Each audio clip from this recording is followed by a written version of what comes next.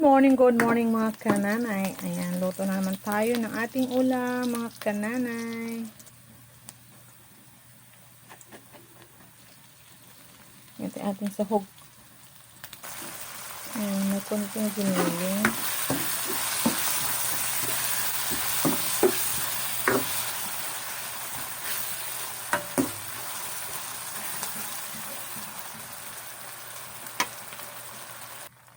Okay, ilagay na natin ang ating gulay.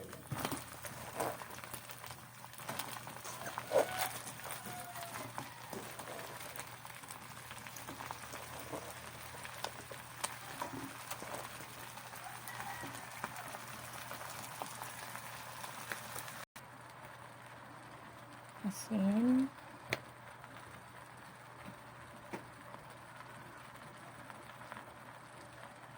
Wala.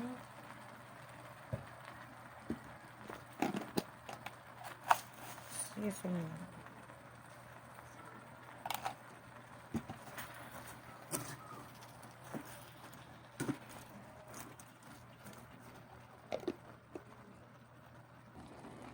Okay, luto na yung ating gulay. Ginisang upo at repolyo lang to mga kananay.